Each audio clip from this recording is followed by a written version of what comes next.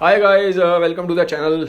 आज की वीडियो में बात करूंगा मैं जॉर्डन पीटरसन की नई किताब के बारे में। एक तो यार मैं एलर्जी से बड़ा दुखी हूँ अपनी। जॉर्डन पीटरसन बड़े ही विद्वान माने जाते हैं। माना जाता है कि वेस्ट में इस टाइम पे इनसे बड़ा कोई भी पब्लिक इंटेलेक्चुअल नहीं है, इतने इंटेलिजेंट है ये।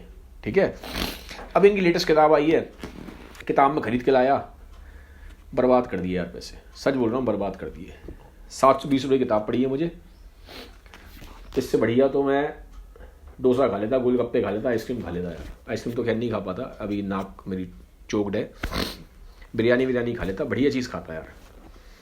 क्या किताब है यार, मज़ा बांध दिया यार सर आपने, पीटर सर। 10 पेज में किताब खत्म हो जाती है यार, ज़बरदस्ती खींच दिया इसको 400 पेज में। गजब हो यार सर आप भी। एनीवेज, किताब में है क्या, 12 रूल लिखे हैं उन्होंने। जैसे स्कूल में मॉरल साइंस की किताब होती थी ना, मॉरल साइंस का एक लेक्चर होता था, बस वही लेक्चर है पूरा। तो यार 4-5-10 पेज में ख़त्म कर देते। क्या ज़रूरत थी इसको 400 पेज खींचने की। किताब लिखनी है ना आपको भी यार, आपको भी बड़ा कीड़ा है किताब लिखने का। चलो कोई बात नहीं। अब ये मैं बना क्यों रहा हूँ वीडियो, क्योंकि थोड़ा कंटेक्स्ट बता दूँ। कल मैंने इस किताब के ऊपर रिव्यू डाला था, जो मैं बता रहा हूँ ना आपको, ऐसे ही डाला था मैंने इंस्टाग्राम पे। तो वहाँ कुछ लोग ऑफेंसिव फील कर गए, इस पर भी मैं बात करूँगा डिटेल में आगे, क्या उन्होंने लिखा और क्या बोला। इससे पहले भी इनकी किताब आ चुकी है। उस किताब में भी इन्होंने ऐसे लिखा था 12 रूल ज़िंदगी जीने के। ये 12, इनको ना कुछ 12 नंबर से प्यार है, 12 को पकड़ के बैठ जाते हैं। 11 रूल नहीं है ज़िंदगी जीने के, 13 भी नहीं है, हमेशा 12 रूल है। पहले भी 12 थे, अब फिर दोबारा 12 रूल है ज़िंदगी जीने के। तो अब थोड़ा सा मैं आपको बताता हूँ कि प्रॉब्लम क्या है मुझे जॉर्डन पीटरसन से। इससे पहले भी किताब लिख चुके हैं ये। ठीक है, जो पुरानी किताब थी ना 12 रूल्स फॉर लाइफ, वो बड़ी बिकी थी। उसके ऊपर भी मैंने क्रिटिसाइज़ किया था, मैंने इंस्टाग्राम पे पोस्ट डाला था, काफ़ी पुरानी बात है। तो वहाँ बहुत सारे गोरे लड़ने आ गए थे मेरे से कमेंट सेक्शन में। ठीक है, लड़ रहे थे। पीटरसन के फ़ैन बॉय हैं ना यार, बहुत फ़ैन बॉय हैं। खाली वहीं नहीं है, इंडिया में भी बहुत हैं पीटरसन के फ़ैन बॉय। अब प्रॉब्लम क्या थी मुझे, तब क्या प्रॉब्लम थी और अब क्या प्रॉब्लम है। अब की तो मैंने बता दी, ज़बरदस्ती पेल दिए रूल। कुछ नहीं है, 5-10 पेज में किताब खत्म हो जाती। लेकिन लिखना है तो लिखेंगे। इंटेलेक्चुअल है ना यार, इंटेलेक्चुअल ऐसे लोग होते हैं जो बात 2 लाइन में ख़त्म करनी होती है उसको 200 पेज तक खींचते हैं। इसी को हम इंटेलेक्चुअल बोलते हैं। अभी देखो, मुझे क्या लगता है, मुझे ऐसा लगता है कि कुछ क्लैरिटी नहीं है। आप इनकी वीडियो देखोगे ना यूट्यूब पे, 1-1 घंटे की वीडियो है, 1.5 घंटे की वीडियो है। आप पूरा वीडियो देख लोगे, वो समझ में नहीं आएगा बंदा कहना क्या चाह रहा है। मुझे लगता है शायद इन्हें खुद ही नहीं पता है क्या कहना चाह रहे हैं, खुद ही थोड़े से कंफ्यूज लगते हैं मुझे, पहली चीज़। और लेकिन दूसरे लोग इतने पागल हो जाएंगे, अरे पीटरसन, नीचे कमेंट देख लो आप, लाइक्स देख लो, पीटरसन ने कहा। भगवान है भाई पीटरसन उनका। और अगर आप उनसे पूछोगे ना सच में क्या समझ में आया आपको, मैं कई लोगों से पूछ चुका हूँ जो पीटरसन को फॉलो करते हैं, इस समझ में क्या आया, क्या कहना चाह रहा है वो, किसी को नहीं पता। बट क्योंकि सब फॉलो कर रहे हैं पीटरसन, तो हम भी फॉलो करेंगे पीटरसन। ठीक है, अब थोड़ा मैं बताता हूँ आपको क्या लिखते हैं और क्या मुझे प्रॉब्लम है इनकी बातों से। इनकी जो पहली किताब थी 12 रूल्स फॉर लाइफ, उसमें उन्होंने लिखा था कि हमें अपने बच्चों को ऐसा कोई भी काम नहीं करने देना चाहिए जिससे हम उन्हें डिसलाइक करें। अब भाई पीटरसन, सर पीटरसन, ठीक है, you are public intellectual, sir Peterson, अब मान लीजिए बच्चा आपका 12th के बाद, ठीक है, या इंडिया में तो खैर 10th के बाद लेते हैं, 10th के बाद वो जाना चाहता है ह्यूमैनिटीज़ में, वो साइकोलॉजी में जाना चाहता है। आप ही की फील्ड में, आप तो साइकोलॉजी के हो, तो ह्यूमैनिटीज़ में जाना चाहता है, हिस्ट्री में जाना चाहता है, आर्ट्स में जाना चाहता है। और पेरेंट्स कह रहे हैं कि नहीं बच्चा साइंस लेगा। तो क्या आप बच्चे को डिसलाइक करते रहोगे इस चीज़ के लिए, उसको हेट करते रहोगे क्योंकि वो अपनी मन की चला रहा है, आपकी नहीं सुन रहा? ये कोई बात थोड़ा ना हुई यार। अगर बच्चा किसी लड़की से प्यार करता है, लड़का आपका, और उससे शादी करना चाहता है, और आपको अगर वो पसंद नहीं है, आप चाहते हो कि लड़के की अरेंज मैरिज हो, लड़का चाहता है मैं लव मैरिज करूं, तो क्या आप उसको डिसलाइक करते रहोगे क्योंकि वो अपने मन की चाहता है? तो अगर आप ऐसा सोचते हैं, क्योंकि आपकी बातों से तो यही लग रहा है कि हमें बच्चों को ऐसा कोई काम नहीं करने देना चाहिए जिसकी वजह से हम उसको डिसलाइक करें, तो ये तो भाई डिक्टेटरशिप हो गई यार। ये प्यार कहाँ हुआ? ये प्यार नहीं है, डिक्टेटरशिप है। कि मैं जैसा चाहता हूँ वैसे ही मेरा बच्चा करे। इसकी वजह से सर आप तो साइकोलॉजिस्ट हैं, ट्रॉमाज होते हैं बच्चे में, अलग टाइप के डिप्रेशंस बनते हैं, कॉम्प्लेक्सेस बन जाते हैं अलग अलग टाइप के। तो मुझे इनकी बात समझ में नहीं आई। फिर ये लिखते हैं किताब में कि set your house in order before criticising the world, कि मतलब पहले अपने घर को ठीक कर लो, तब आप दुनिया में जो हो रहा है बाहर उसको क्रिटिसाइज़ करो, सोसाइटी को क्रिटिसाइज़ करो। अब ये बात भी मुझे समझ में नहीं आई, क्योंकि सर बहुत बार क्या होता है, हमारा जो घर में जो प्रॉब्लम्स है ना, क्योस फैला हुआ है, वो बाहर की वजह से ही है। जैसे कि अगर गरीबी है, अगर अनएम्प्लॉयमेंट है, घर में कलेश हो रहे हैं, तो उसकी वजह से ये भी होता है क्योंकि सोशियो इकोनॉमिक कंडीशंस बाहर ठीक नहीं है। ठीक है, जो ऊपर बैठे हुए लोग हैं, जो बहुत बड़े बड़े बिजनेसमैन हैं, जो बहुत पावरफुल लोग हैं, ठीक है, वो उस तरह से सोसाइटी को कंट्रोल कर रहे हैं कि जो इंडिविजुअल है वो सफ़र कर रहा है, उसके पास जॉब नहीं है, उसके घर में कलेश हो रहा है, और उसके पास गलत रास्ते पर जाने के सिवा कोई ऑप्शन बचता नहीं है, मजबूरी में जाता है वो उस तरफ। ठीक है, तो उसका मतलब तो मैं सोशियो इकोनॉमिक कंडीशंस को कभी भी क्रिटिसाइज ही ना करूँ। अगर मैं पुअर हूँ तो जो भी हो रहा है दुनिया में बस मैं आंख बंद करके बैठा रहूँ जब तक मैं अपने आप को रिच ना बना लूँ, ये तो कोई सेंस नहीं है सर। क्योंकि बहुत बार मैंने बोला सोशियो इकोनॉमिक कंडीशंस की वजह से ही मेरा घर में ऑर्डर नहीं है सही। तो सर मैं आपकी इस बात से एग्री नहीं करता। ठीक है, थर्ड पॉइंट। अब सर ये पॉइंट आपको लिखना नहीं चाहिए था और मैं बोलना भी नहीं चाहता, बट फिर भी बोल देता हूँ। ठीक है, क्योंकि मुझे बात समझ में नहीं आई आपकी। आपने लिखा है टेल द ट्रूथ और एटलीस्ट डोंट लाई। यार आप खुद ही सच नहीं बोलते हो, खुद ही आप झूठ बोलते हो यार। कैसे बोलते हो? बहुत बड़े झूठे हो आप। मैं ही बताता हूँ आपको। लेंस लगा मेरे आंखों में, पता है आपको? झूठे और मक्कारों को मैं शक्ल से देख के पहचान जाता हूँ, पकड़ लेता हूँ। लेंस लगे हैं मेरे आंखों में, ढूंढ लेते हैं झूठों को, मक्कारों को। अब बताता हूँ कैसे। जॉर्डन पीटरसन आपने किताब के स्टार्टिंग में लिखा हुआ है, भाई साहब ने किताब की स्टार्टिंग में लिखा हुआ है, सर पीटरसन ने किताब की स्टार्टिंग में लिखा है। इन्होंने अपनी स्टोरी सुनाई है पहले इंट्रोडक्शन में। ये कहते हैं कि पहले मैं थोड़ा डिप्रेशन में रहे हैं, 2 साल इन्होंने SSRI खाई है। एंटी डिप्रेसेंट होता है SSRI, ठीक है, फर्स्ट लाइन ऑफ ट्रीटमेंट है डिप्रेशन का। ठीक है, कोई बात नहीं। फिर ये कहते हैं मेरी बीवी को कैंसर हो गया और मैं उसकी वजह से बहुत ज़्यादा एक्सट्रीम एंग्जाइटी में रहा। कोई बात नहीं। फिर इन्होंने बेंजोडाइजापीन लेनी स्टार्ट कर दी। बेंजोडाइजापीन भी क्या है? एक एंटी एंग्जाइटी ड्रग है। अब ये कहते हैं कि जब बीवी को उनकी डिप्रेशन कैंसर, जब डॉक्टर ने बोला कि बहुत फेटल है, ठीक नहीं हो पाएंगी, तो उन्होंने बेंजोडाइजापीन की डोज बढ़ा दी। अब जब डोज बढ़ाई बेंजोडाइजापीन की, तो उनको और प्रॉब्लम होना स्टार्ट हो गई।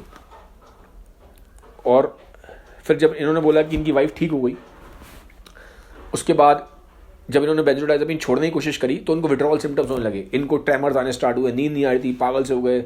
ठीक है, अजीब से होने लगे ये। अब उसका ट्रीटमेंट करवाने, क्योंकि कनाडा में रहते हैं, कनाडा के सिटीजन है, कनाडा से आई है यूएस में कह रहे हैं मेरा ट्रीटमेंट ही नहीं हुआ। फिर ये भाई साहब गए यूएस से, कहाँ पे मालूम है आपको? रशिया।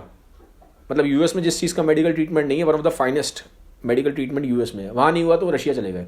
और ये खुद लिखते हैं कि रशिया में जो मेडिकल ट्रीटमेंट में लेने गया, इनको एलर्जी की प्रॉब्लम्स भी है, तो बेंजोडाइजापीन के विड्रॉल सिम्टम्स भी हुए। तो उन्होंने लिखा कि मुझे जो ट्रीटमेंट यूएस में नहीं मिल पाया, ठीक है, और जो यूएस का मेडिकल सिस्टम रशिया के जिस मेडिकल ट्रीटमेंट पे डाउट करता है, उसको ठीक कराने के लिए रशिया में चले गए। और ये बोलते हैं कि ट्रीटमेंट के दौरान जब बेंजोडाइजापीन का विड्रॉल्स जो ट्रीटमेंट हुआ इनका, ये कोमा में रहे हैं, बहुत लंबे टाइम तक कोमा रहे। भाई मुझे नहीं समझ में आया, इतनी बड़ी प्रॉब्लम हो गई आपको, बेंजोडाइजापीन आपने छोड़ी तो उसकी वजह से आपको कोमा में रखना पड़ा वहाँ डॉक्टर्स को, रशिया में मेडिकली इंड्यूस्ड कोमा ने लिखा है। कई दिनों तक ये कोमा में रहे और फिर कोमा से बाहर आए। फिर इन्हें एकदम से ज़िंदगी का बड़ा इंसाइट मिली, फिर उन्होंने किताब लिख दी। वाह पीटरसन साहब, क्या कहानी बनाई है आपने। कहानी यही नहीं खड़ी ख़त्म हो रही है। पीटरसन साहब ये भी कह रहे हैं कि मैं डाइट करता था, कार्निवोर डाइट। उस कार्निवोर डाइट को करते इनको सारे एलर्जी सिम्टम्स ठीक हो गए। कार्निवोर डाइट मालूम है क्या है? सुबह भी मीट खाएगा आदमी, दिन में ही मीट खाएगा, रात को ही मीट खाएगा, तीनों टाइम आदमी मीट खाएगा। चलो बात यहाँ तक ख़त्म हो जाती तो ठीक था। इन्होंने बोला हो सकता है भाई ठीक हो गए उनके एलर्जी सिम्टम्स, हर एक की बॉडी अलग होती है। ये कहते हैं इनकी जो लड़की है ना, इनकी लड़की को भी कुछ प्रॉब्लम्स थी, ठीक है, इनकी लड़की की भी सारी प्रॉब्लम्स ठीक हो गई यार। ऑटोइम्यून डिसऑर्डर्स थे जिसमें इम्यून सिस्टम बॉडी खुद पे अटैक कर देता है, इनकी लड़की को प्रॉब्लम थी। इनकी लड़की ने भी ये कार्निवोर डाइट करी और वो भी ठीक हो गई। और अब इनकी लड़की वेबसाइट चलाती है जहाँ पे इस तरह की डाइट बेचती है, ठीक है। अब उसने बिजनेस बना लिया है कार्निवोर डाइट का, जॉर्डन पीटरसन के नाम पे वो डाइट बेच रही है। तो भाई क्यों इतना झूठ बोलते हो सर आप तो किताब में लिखते हो टेल द ट्रूथ, खुद आपने कहानी बना दी पूरी, अपनी लड़की का वो बिजनेस भी करवा दिया, सी का राउंड घुमा दी पूरी कहानी। सर ये चीज़ सही नहीं है, मैं आपको समझ गया। एनीवेज कोई बात नहीं सर। फिर आप लिखते हैं कि be precise in your speech, जो आप बोलते हैं उसमें एकदम प्रिसाइज रहें, कंसाइज, एकदम प्रिसाइज रहना है आपको। खुद तो यार आप घंटे घंटों के लेक्चर देते रहते हो। ये आप पहले अपनी किताब ही देख लो यार, 12 रूल थे, 5-10 पेज में खत्म हो जाते, आपने खुद ही 400 पेज की लिख दी। तो आप खुद ही प्रिसाइज नहीं हो, अब लोगों को आपने ज्ञान दे दिया। फिर एक प्रॉब्लम मुझे क्या है इनसे, आप इनके लेक्चर सुनोगे ना तो ये बहुत ज़्यादा फैमिली पे ये बोलते हैं। एक तरह से आप देखोगे सॉल्यूशन लाइफ में फैमिली करो, बच्चे करो, बस यही सॉल्यूशन है। मोस्ट ऑफ द सॉल्यूशन इनके अराउंड घूमते हैं, या फैमिली पे ध्यान दो, बच्चों पे ध्यान दो। भाई पीटरसन, सर पीटरसन, बहुत लोगों की लाइफ में प्रॉब्लम फैमिली की वजह से ही है। मैं उनसे बात करता हूँ, बहुत लोगों की लाइफ में प्रॉब्लम उनकी फैमिलीज़ की वजह से है, डिसफंक्शनल फैमिलीज़ हैं। बहुत लोगों की लाइफ में प्रॉब्लम लोग सफ़र कर रहे हैं अपने बच्चों की वजह से। बच्चे उनके ड्रग एडिक्ट है, कोई अल्कोहल एडिक्ट है, उसकी वजह से सफ़र कर रहे हैं, और आप कह रहे हो कि सारी लाइफ की प्रॉब्लम का सॉल्यूशन यही है, फैमिली और बच्चे। सर ये समझ में नहीं आया मुझे भी। उसके बाद एक बात और बताता हूँ, मज़े की बात है। अब थोड़ा सा मैं इंस्टाग्राम स्टोरी बताता हूँ। मैंने इंस्टाग्राम पे कल जब पोस्ट डाला था ना, तो एक मैम ने कमेंट किया। मैम इंटेलिजेंट है, ठीक है, with due respect to ma'am, ठीक है, तो मैम थोड़ा सा बुरा मान गई। मैम ने नीचे लिख दिया कि आपने खुद कितनी बेस्टसेलर लिखी है जो आप जॉर्डन पीटरसन को क्रिटिसाइज कर रहे हो। अब मैम एक बात बताओ, आप क्या, अगर मैं बेस्टसेलर नहीं लिख रहा और मैंने यहाँ पैसे बर्बाद किए हैं अपने, मैं किताब खरीद के लाया हूँ, और अगर मुझे किताब अच्छी लगी तो मैं क्या रिव्यू भी ना। और क्या जो बेस्टसेलर लिखते हैं क्या वो सच में ही बहुत अच्छी किताबें होती हैं? और क्या जो बेस्ट सेलिंग ऑथर हैं क्या वो सच में बहुत अच्छे हैं? हिटलर ने लिखी थी अपनी ऑटोबायोग्राफी मैन कम्फ, मेरे जीवन का संघर्ष। अब क्या हिटलर बहुत अच्छा इंसान था? हिटलर से बड़ा कोई मेरी नज़र में कोई साइकोपैथ नहीं हुआ दुनिया में, पागल आदमी था नंबर 1 का हिटलर। तो मैम बेस्ट सेलर लिख लेने से इस बात का कोई प्रूफ नहीं हो जाता कि आदमी बहुत अच्छा है। बहुत सारे लोग ऐसे हैं जिनको मैं जानता हूं जो बहुत अच्छा लिखते हैं बट एनोनिमस हैं, और बहुत सारे लोग ऐसे भी होते हैं दुनिया में जो बेस्ट सेलर बन जाते हैं बट वो इंसान अच्छे नहीं होते। और ये कोई क्राइटेरिया नहीं है कि अगर मैंने बेस्ट सेलिंग किताब नहीं लिखी है तो मैं किसी ऑथर को रिव्यू नहीं कर सकता, क्रिटिसाइज नहीं कर सकता। अब ये भी मैं बता दूं कि ये सच में जॉर्डन पीटरसन कितने बड़े इंटेलेक्चुअल हैं। लोग इन्हें बहुत इंटेलेक्चुअल समझते हैं, ठीक है, कितने पानी में है ये भी मैं आपको बता देता हूं। ये कोई बहुत बड़ा इंटेलेक्चुअल है नहीं। इंटेलेक्चुअल बहुत तक वो भी एक इंसान होता है जिसका अपना खुद का भी थॉट प्रोसेस होता है। इनका खुद का कोई थॉट प्रोसेस है नहीं, ज़्यादा कॉपी कैट है। ये मिक्सिंग कर दी है इन्होंने बहुत सारी फिलॉसफीज की। ये 4 लोगों को ज़्यादा पढ़ते हैं और उन्हीं को ज़्यादा, उन्हीं के अराउंड ये पूरी फिलॉसफी अपनी घुमाते हैं, ठीक है। और बहुत सारी बातें मुझे इनकी सूडो साइंटिफिक लगती हैं, इम्प्रैक्टिकल लगती हैं। अब बता देता हूँ ये किन से ज़्यादा इन्फ्लुएंस है। 4 लोगों से ज़्यादा इन्फ्लुएंस है, ठीक है। Sigmund Freud, Carl Jung, Friedrich Nietzsche, Fyodor Dostoevsky, ये 4 लोगों से ज़्यादा इन्फ्लुएंस है। अगर अब कैसे, अब ये देखो, ये भी बता दूंगा आपको कि जिनसे इंस्पायर्ड है वो खुद भी कितने महारथी थे। सिगमंड फ्रॉइड की बहुत सारी बातें अच्छी हैं, बहुत सारी बातें सिगमंड फ्रॉइड की बातें बिल्कुल कूड़ा हैं, बिल्कुल कूड़ा बातें हैं सिगमंड फ्रॉइड की। सिगमंड फ्रॉइड बोलता था ओडिपस कॉम्प्लेक्स के बारे में कि जो बच्चा होता है, जो सन होता है, उसका अपनी माँ की तरफ सेक्सुअल अट्रैक्शन होता है। ये सिगमंड फ्रॉइड का कहना है। अब ऐसी सड़ी बात सिगमंड फ्रॉइड बोल गया है, और छोड़ो, अब इस बातों को तो हम प्रूव डिस्प्रूव कर नहीं सकते, ठीक है। फ्रॉइड की सारी बातें ऐसी हैं जिनको हम डिस्प्रूव नहीं कर सकते। सिगमंड फ्रॉइड खुद तो बहुत बड़ी बड़ी बातें की, लेकिन जब वो पब्लिक इंटेलेक्चुअल्स के बीच में जाता था ना तो बेहोश हो जाता था। अपनी एक सोसाइटी बनाई थी उसने, वेडनेजर सोसाइटी, साइकोएनालिसिस का फादर है वो सिगमंड फ्रॉइड। तो जब बोलने आता था ना पब्लिक इंटेलेक्चुअल्स के बीच में बुला के सबको, खुद बेहोश हो जाता था, खुद को अजीब से दौरे पड़ते थे। तो ये तो सिगमंड फ्रॉइड है जिनको आप बहुत बड़ा इंटेलेक्चुअल समझ रहे हो, और ये पीटरसन सर कोट कर रहे हैं सिगमंड फ्रॉइड को। फिर जुंग से इंस्पायर्ड थे, कार्ल जुंग से। अब कार्ल जुंग भी अच्छा आदमी है, बातें अच्छी की हैं, डार्क साइड के बारे में बोला है, इन्फिनिट बहुत तरह के उसने कॉम्प्लेक्सेस के बारे में बात करी है, ठीक है। और उसने इस बारे में बोला है कि जो इंसान है वो हाफ मैन है हाफ वुमेन है। तो इस कार्ल जुंग का ये पूरा लिटरेचर इसी के अराउंड घूमता है, ठीक है। ड्रीम साइकोलॉजी पे काफ़ी बात की है कार्ल जुंग ने। बट कार्ल जुंग के बारे में एक बहुत बता देता हूँ, बहुत कम लोगों को पता है। कार्ल जुंग खुद बहुत ही ज़्यादा उसके अंदर खुद के अंदर बहुत सारी प्रॉब्लम्स थी। क्या प्रॉब्लम थी? उसकी माँ को ना अजीब सी बीमारी थी। उसकी माँ को ऐसा लगता था भूत आ रहे हैं, भूत प्रेत आ रहे हैं, ये आ रहे हैं। तो कार्ल जंग खुद भी डरपोक हो गया था, अंधेरे से डरता था, डरता रहता था, घबराता था बहुत अंधेरे से। ठीक है, तो बचपन में जो उसकी माँ ने इस तरह की बातें की थी ना, भूत आ रहा है, ये आ रहा है, वो आ रहा है, तो ये थोड़ा सा उसका रिफ्लेक्शन आपको इन्हीं खुद की किताबों में ही मिलेगा। जिनकी किताब है मैन एंड हिज सिंबल, और एक और है मैन सर्च फॉर मीनिंग। ठीक है, modern man in search of meaning. तो वो किताबों में रिफ्लेक्शन मिलता है।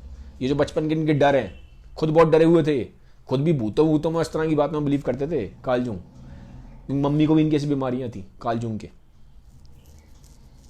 ठीक है, तो ये इतने बड़े इंटेलेक्चुअल हैं कार्ल जंग, उसको पीटरसन फॉलो करते हैं।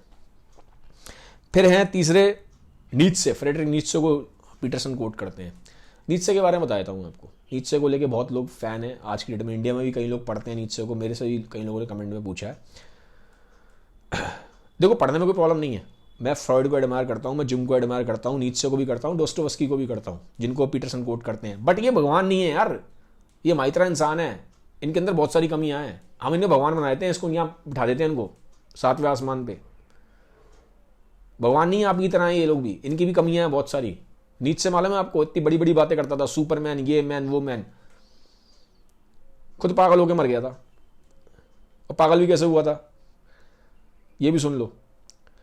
3 बार लड़की को प्रपोज किया, लड़की ने मना कर दिया, तो वुमेन के तो अगेंस्ट हो गया था। लड़की एथिक्स में वुमेन के अगेंस्ट रहता है ये नीत्शे। ठीक है, फिर अब ऐसा माना जाता है, अभी क्लैरिटी नहीं है, लेकिन ये भी माना जाता है एसटीडी से मरा है। स्किफिलिस एक बीमारी होती है, बाद में ब्रेन में फैल जाती है, तो आदमी पागल हो जाता है। तो एंड में पागल हो गया था, बहन के पास रहता, अपनी लास्ट ईयर्स में वहीं रहा था। ठीक है, तो एंड में क्या हुआ था, फाइनल ईयर्स में लाइफ के, नीत्शे ने कोई आदमी घोड़े को मार रहा था, तो देख के पागल सा हो गया, वहां गया, उस आदमी को रोका, घोड़े को गले लगाया और पागल होकर गिर गया। तब से पागल ही रहा, बहन के पास रहा। अब कहते हैं कि ये प्रोस्टिट्यूट के पास गया था, वहाँ सेक्स किया, उससे उसको एसटीडी फैल गई, इससे इसका ये पागल हो गया था। स्किफिलिस एक बीमारी होती है, उसमें ऐसा हो जाता है। ठीक है, तो यार ये तो रोल मॉडल है नीत्शे जैसे लोग। लड़की ने 3 बार मना कर दिया तो पागल ही हो गए, पूरी जिंदगी भर वुमेन के अगेंस्ट रहे। ये नीत्शे है, उसको कोट करते हैं पीटरसन को, ये इनके इंस्पिरेशन है, इनके आइडल है नीत्शे, फ्रेडरिक नीत्शे। ठीक है, वेस्ट के भी बहुत बड़े आइडल हैं फ्रेडरिक नीत्शे। फिर डोस्टोवस्की की बात कर दूं, डोस्टोवस्की बहुत हाईली नेगेटिव आदमी है। मैं आपको उसका रीजन बताता हूँ कि डोस्टोवस्की की कहानी क्या है।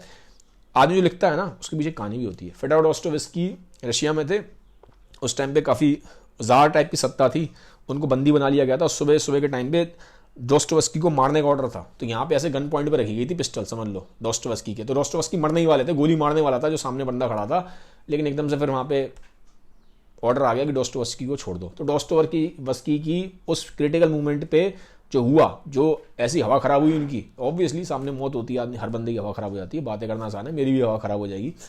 तो वो जो एक्सपीरियंस था डोस्टोवस्की का, उसी के एक्सपीरियंस पे उन्होंने डिसाइड कर लिया कि जिंदगी में सब बिल्कुल बकवास है, बिल्कुल नेगेटिविटी है, ये है वो है। तो वही इन्होंने एक डार्क साइकोलॉजी इन्होंने अपनी किताबों में लिखी है। ठीक है, मैंने डोस्टोवस्की की किताबें अच्छी खासी पढ़ी हुई है, क्राइम पनिशमेंट, ठीक है, ब्रदर कारामाज़ोव, इडियट।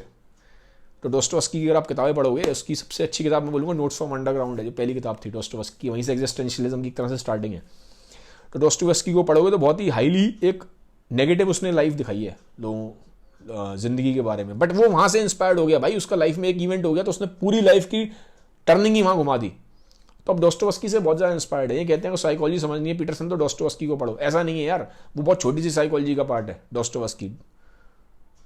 ठीक है, और भी बहुत बड़े बड़े चीज़ें हैं लाइफ में पढ़ने के लिए। तो खाली आप बस ये इन 4 को पढ़ के इन्हीं को कोट करते रहते हो। मैंने देखा मोस्ट ऑफ द इनकी कहानी इसी के अराउंड घूमते, ये इनके आइडल है। और इनके आइडल्स की अगर पीछे जाके देखोगे बैकग्राउंड, तो खुद ही बड़ी सारी प्रॉब्लम्स हैं। उनके आइडल्स खुद ही बहुत कंफ्यूज और अजीब सी पर्सनैलिटी हैं। तो इनसे मिला जो लगे मना है पीटरसन। प्रॉब्लम नहीं है जिनको ये पढ़ते हैं, जंग हो, चाहे फ्रॉइड हो, डोस्टोवस्की हो, चाहे नीत्शे हो, जो भी हो जिसको ये कोट करते हैं। और पीटरसन में भी प्रॉब्लम नहीं है। प्रॉब्लम तब है जब इनको भगवान बना देते हैं, इनको यहाँ से यहाँ बिठा देते हैं। और हम कोई भी थोड़ा सा भी क्रिटिसाइज करें तो हम लेने को तैयार ही नहीं है। जरा सा क्रिटिसाइज कर दो, लोग एकदम से भड़क जाते हैं यार, ऑफेंसिव फील करते हैं। तो भाई इतना लोड मत लो यार, इंसान है वो, भगवान मत बनाओ। और पीटरसन सर, आपसे भी एक रिक्वेस्ट है यार, झूठ मत बोला करो। अब एक और किताब निकाल लेना आप इसके, बियॉन्ड ऑर्डर, उसमें भी लिख देना 12 रूल नए। 12 रूल, 24 रूल तो कम पड़ गए, पहले 12 रूल लिख चुके हो आप, फिर आपने फिर 12 लिखे, एक और 12 लिख दो किताबें बिकती रहेंगी आपकी, चलाते चलो आप भी अपना बिजनेस। भाई थोड़ा सा आप भी इंटेलेक्चुअल इंटीग्रिटी और इंटेलेक्चुअल ऑनेस्टी रखो यार। तो ऐसे काम मत करो यार पीटरसन सर, ठीक है। और यार वैसे भी मैं आपको बता दूं, सेल्फ हेल्प गुरु जितने भी हैं ना, ये 99% सब ऐसे ही हैं, हवा में बातें हैं इनकी, कुछ प्रैक्टिकलिटी नहीं है। और खाली बाहर ही नहीं, आप सोच रहे हो कि मैं वेस्ट के लोगों का बड़ा वो अगेंस्ट जाता हूँ, हमारे इंडिया में ही बहुत हैं भाई, ऐसे ऐसे हैं, चिल्ला रहे हैं, चीख रहे हैं स्टेजों पे, मिलियंस में लेके बैठे हुए हैं और बेस सिर पैर की बातें कर रहे हैं, बेस सिर पैर की बातें। एक ने तो वीडियो बनाया, बड़ा फेमस है, मैं नाम नहीं लूंगा, कोई बनाऊंगा इन पे भी वीडियो, ठीक है। भाई साहब ने क्या वीडियो बनाया कोविड के ऊपर, और अपने आप में बहुत बड़े यूट्यूबर हैं, वो बहुत बड़े यूट्यूबर, कोविड के ऊपर वीडियो बनाया और बेस सिर पैर की बातें करी हैं, बिल्कुल बेस सिर पैर की बातें।